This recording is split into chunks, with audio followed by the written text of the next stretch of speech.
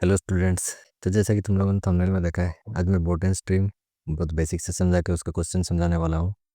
और pipe and system या फिर जो तुम बोलते हो पाइप एंड टैंक का जो क्वेश्चन रहता है उसका भी बहुत अच्छे से एक्सप्लेनेशन दे के क्वेश्चन भी करवाने वाला हूँ। ठीक है, तो ये एक बार देख लेना, तुम्हारे बोर्ड के लिए बहुत ही इंपॉर्टेंट है। तो पहले स्टार्ट करते हैं बोट एंड स्ट्रीम से।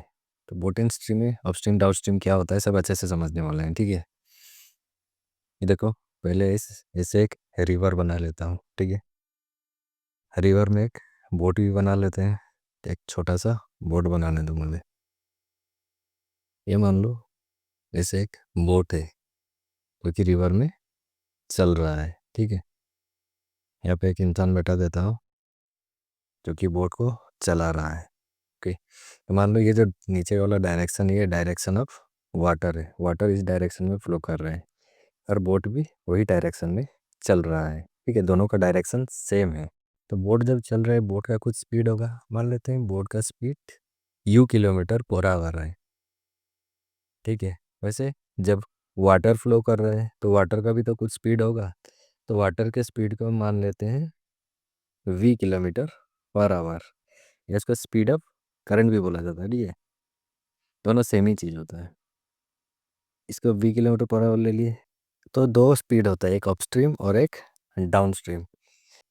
मान लो वाटर इस डायरेक्शन में फ्लो कर रहा है, ऐसे नीचे की ओर। ठीक है, और बोट भी वाटर के डायरेक्शन में फ्लो कर रहा है, तो दोनों एक ही डायरेक्शन में जब फ्लो करते हैं तो हम उसे डाउन स्ट्रीम कहते हैं। और इसका जब रिलेटिव स्पीड निकलता है, कैसे, बोट का स्पीड प्लस वाटर का स्पीड, दोनों का स्पीड मिल जाता है, तो इसे ही हम डाउन स्ट्रीम स्पीड कहते हैं। कॉन्सेप्ट क्लियर हो गया डाउन स्ट्रीम स्पीड का।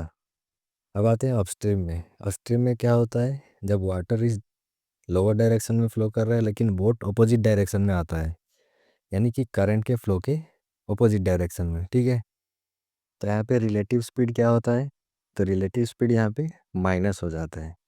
Speed of boat minus speed of current या फिर स्पीड ऑफ वाटर भी बोल सकते हो। ठीक है, ये होता है डाउनस्ट्रीम और अपस्ट्रीम का कॉन्सेप्ट।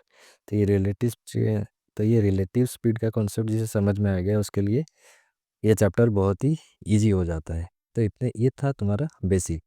चलो इसके बेसिस में एक क्वेश्चन कर लेते हैं। जैसे कि ये क्वेश्चन देखो, a motor boat whose speed is 18 kilometre per hour in still water that takes 1 hour more to go 24 kilometre upstream then to return downstream the same spot, then find the speed of current. ये है question. ठीक है, अब इसका solution करके बताता हूँ तुम्हें बहुत ही इजी तरीके से। अब तो बेसिक समझ गए हो ना तुम।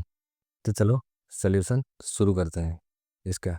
तो हमें स्पीड ऑफ बोट दिया गया है, तो स्पीड ऑफ बोट पहले लिख दो। Speed of boat is 18 kilometre per hour. Okay, speed of current तो हमें दिया नहीं गया है, तो इसे कुछ मान लेते हैं। लेट स्पीड ऑफ करंट या फिर स्पीड ऑफ वाटर, जो भी बोलोगे, या फिर स्पीड ऑफ स्ट्रीम, तो हम उसे ले लेते हैं x किलोमीटर पर आवर, क्योंकि हमें दिया नहीं गया है। ठीक है, ये हमें निकालना है, x का वैल्यू फाइंड आउट करना है। तो पहले लिख लो downstream. Downstream relative speed पहले निकाल लेते हैं, जो कि रिलेटिव स्पीड पहले डाउनस्ट्रीम आएगा, जो कि speed of boat plus speed of stream, that is 18 plus x kilometre per hour. Then upstream speed कैसे निकलेगा, that is your speed of boat minus speed of stream, that is 18 minus x kilometre per hour. Okay, relative speed आ गया है। अब देखते हैं कितना distance जा रहा है। देखो दोनों 24 किलोमीटर जा रहे हैं, अपस्ट्रीम में भी डाउनस्ट्रीम में भी।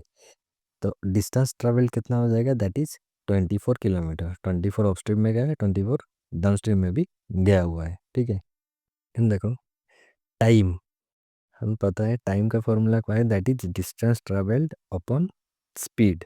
ठीक है, तो दोनों का डिफरेंस टाइम का दिया हुआ है 1 आवर, अपस्ट्रीम और डाउनस्ट्रीम का। तो नेक्स्ट पेज में आ जाओ। देखो अकॉर्डिंग टू क्वेश्चन हम क्या बोल सकते हैं, तो वो डिस्टेंस 24 गया है, कितनी स्पीड से, upstream speed that is 80 minus x.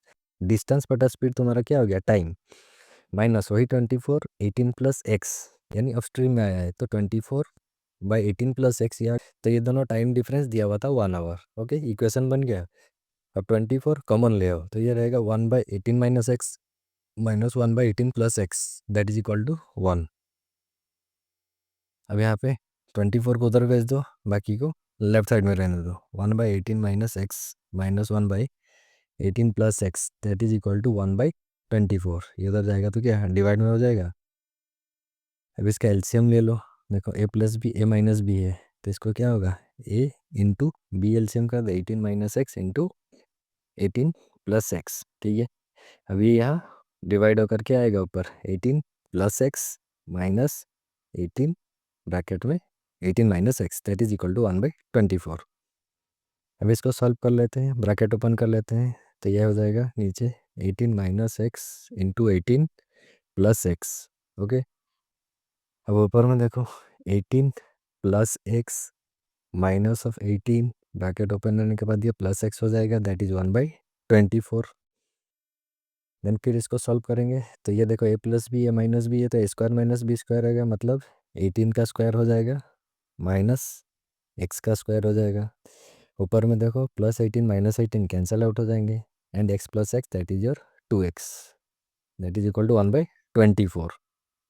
अब कर दो क्रॉस मल्टीप्लाई से, मैं एक लाइन डाल देता हूँ। अब देखो क्रॉस मल्टीप्लाई करोगे तो 24 into 2x that is equal to कितना आ जाएगा 48x। ओके, एंड इसको इधर जब क्रॉस मल्टीप्लाई करोगे तो 18 का square that is 324 minus x square एक तरफ ले आओ, लेट्स लेफ्ट साइड ले आते हैं, तो माइनस एक्स स्क्वायर हो जाएगा प्लस एक्स स्क्वायर, यहाँ पर है plus 48x minus 324 is equal to 0। अब इसको मिडिल टर्म फैक्टराइज करके स्प्लिट कर देते हैं, जिसका मल्टीप्लिकेशन होता है -324 और दो नंबर का सब्ट्रैक्ट करोगे तो मिलेगा कितना 48। तो ऐसे दो नंबर है कितना 54 और 6, तो X square plus 54x minus 6x minus 324 is equal to 0। अब दोनों में से x कॉमन ले आओगे तो क्या आ जाएगा x प्लस 54। अब जब -6 कॉमन ले आते हैं इस दोनों में से तो रहेगा x प्लस 54 इधर भी दैट्स इक्वल टू 0। जब इसको इक्वेट करोगे तो आएगा x plus 54 into X minus 6 is equal to 0। एक एक को सॉल्व करते हैं। x प्लस 54 अगर 0 के बराबर हुआ तो x का वैल्यू आएगा -54। अगर x माइनस 6 0 हो जाता है तो x का वैल्यू 6 आ जाता है। देखो x नेगेटिव नहीं हो सकता है क्योंकि speed can not be negative number. Okay, तो स्पीड को हम हमेशा क्या लेंगे पॉजिटिव नंबर, जो कि 6 is the correct answer. The speed of current बस स्पीड ऑफ वाटर स्पीड या स्ट्रीम ये कितना आ गया 6 किलोमीटर पर आवर। अब चलो समझते हैं वो टैप और टैंक वाला क्वेश्चन को अच्छे से। ठीक है, चलो एक टैंक ड्रॉ कर लेता हूँ। ये छोटा सा एक टैंक बना लेता हूँ जिसमें पाइप आके वाटर को फिल करने वाले हैं। ठीक है, तो एक पाइप भी ड्रॉ कर लेते हैं। ये पाइप को लार्जर डायमीटर वाला बना देते हैं, तो इसे वाटर आके ये टैंक में इसे डिपॉजिट करेगा।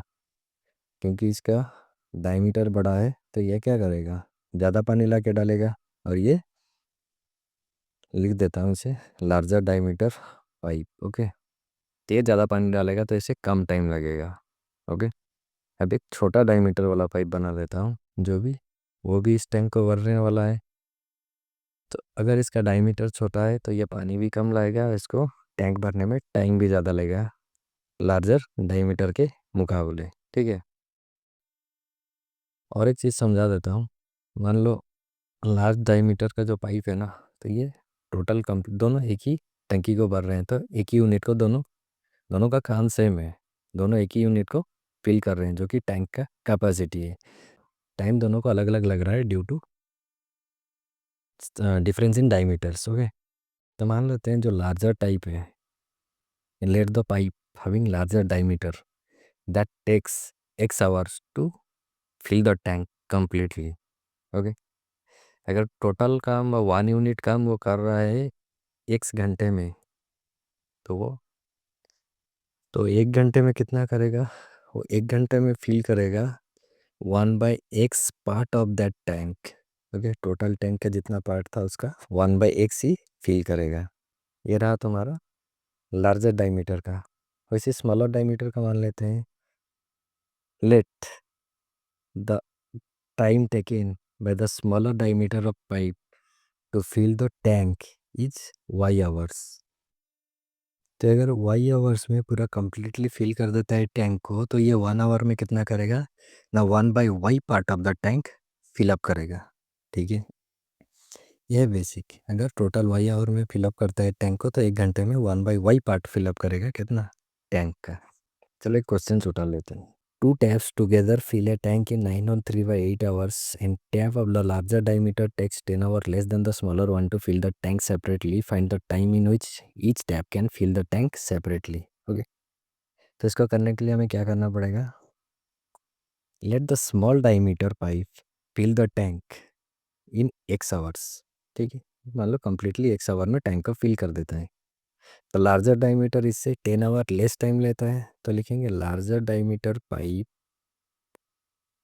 that takes x minus 10 hours to fill the same tank.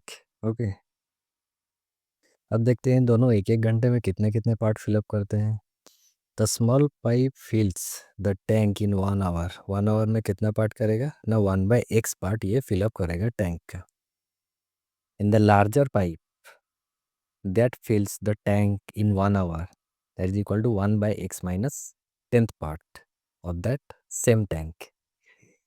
अब देखो क्वेश्चन में दिया गया they together fill the tank in 9 whole 3/8 hours which is equal to 9, it is 72 + 3 that is equal to 75/8 hours. अगर दोनों pipe मिल के करेंगे तो दोनों को 75/8 आवर्स टाइम लगता है।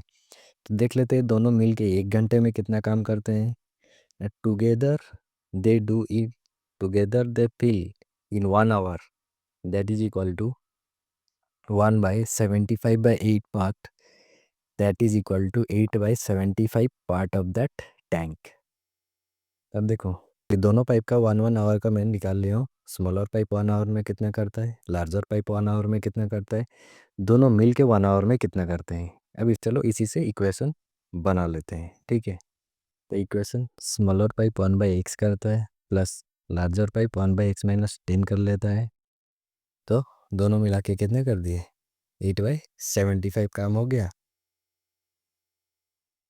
तो एलसीएम हमारा जाएगा x into X minus 10 what is x square minus 10x, और ऊपर हो जाएगा x माइनस 10 प्लस x। ये एलसीएम लेके सॉल्व करना पड़ता है। ठीक है, दैट इज इक्वल टू 8/75। जब इसको सॉल्व कर लेते हैं, that is equal to x plus X आएगा 2x minus 10 divided by X square minus 10x, that is equal to 8/75। Okay, अब क्रॉस मल्टीप्लाई करो, 75 into 2 that is equal to 150x minus 750, that is equal to 8 into X square 8x square minus 10x equal to 8 that is minus 80x।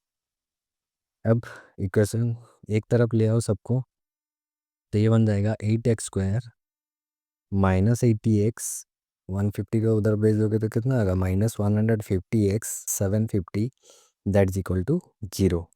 8x square minus 230x plus 750 is equal to 0 होता है solve करने के बाद।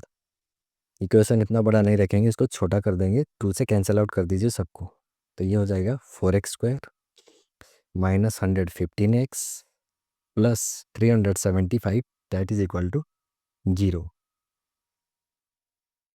अब ये 0 होने के बाद हमें दो ऐसे नंबर चाहिए जिसका प्रोडक्ट होता है 375 इंटू 4 दैट इज 1500, और दोनों को मिलाने से होगा माइनस 115x। तो ऐसे दो नंबर क्या क्या है, 115। तो 4x square minus 100x minus 15x plus 375 is equal to 0। अब इसमें कॉमन ले आओ 4x, तो ये रह जाएगा x माइनस 25, 15 को कॉमन ले आओ तो ये रहेगा x minus 25। Okay, that is equal to 0। तो ये अब क्या बन के आता है, तो ये अब निकल के आता है x minus 25 into 4x minus 15 that is equal to 0।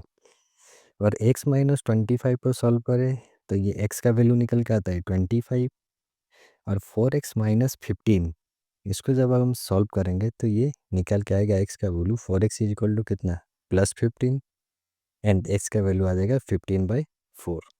तो दो वैल्यू आ गया, अब कन्फ्यूजन हो गया x का वैल्यू कौन सा लें। तो चलो पहले बता देता हूँ कैसे एलिमिनेट करें। ये जो x का वैल्यू पहले पेज में हो, x क्या था, time taken by the smaller diameter to fill, और लार्जर डायमीटर उससे 10 आवर लेस लेता है। मान लो एक्स का वैल्यू 15/4 ले लिए और लार्जर डायमीटर इससे 15/4 से 10 कम होना चाहिए।